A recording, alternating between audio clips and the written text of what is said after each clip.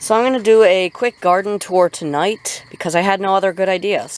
These are some of our dying beans and a few of our eggplants. We're not growing as many as last year and not as many as 2020, not even in the slightest. Now here are the eggplants. As you can clearly see, they're not flowering yet.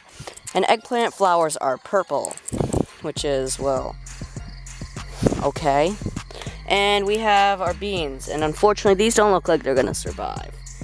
I don't think they really survived the sowing, which is when you introduce them to the outside before transplanting them.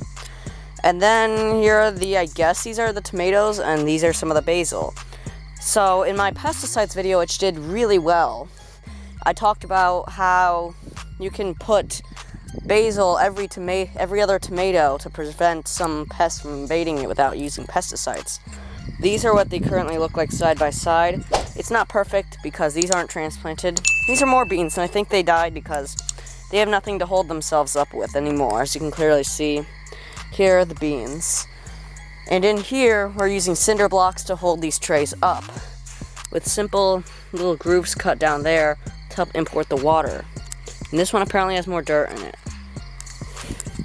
This one is another tray pot with another one of these. What we did is we put cinder blocks and we stacked wood on top of these to hold the trays steady. And this one is just cinder blocks with trays, and I guess this is for watering.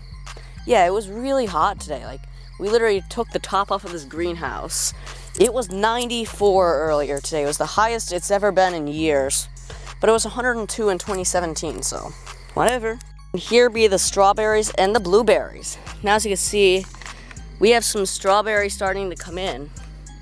Now, if you look, there's some clear stuff that's coming in here. More clear stuff. And there's several rows of these.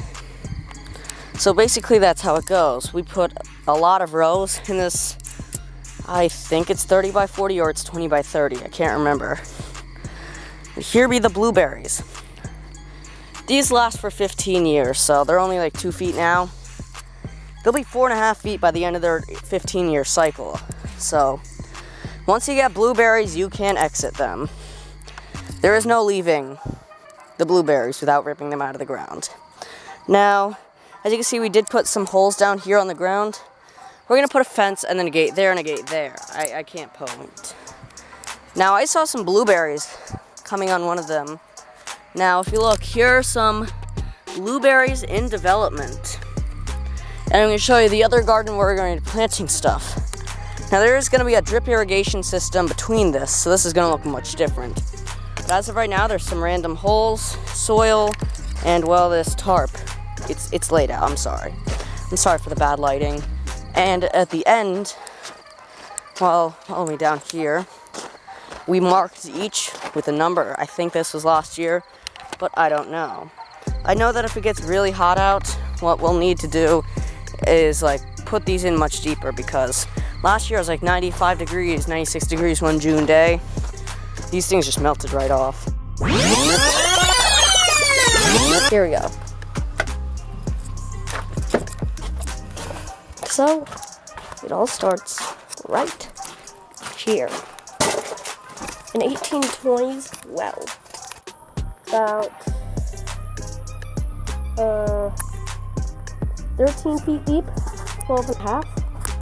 I used to think it was 16 feet deep, but now it's like 13, I think. During the drought last summer, it was really low, like only like a foot or two. Now it's like really high, about floor level, right here. Not opening it up, because obviously I only do it when I do projects. Here it is. So what it does is there's this blue thing right here, you see it? It pumps up. It goes across right into this thing. It pumps the water up. And then,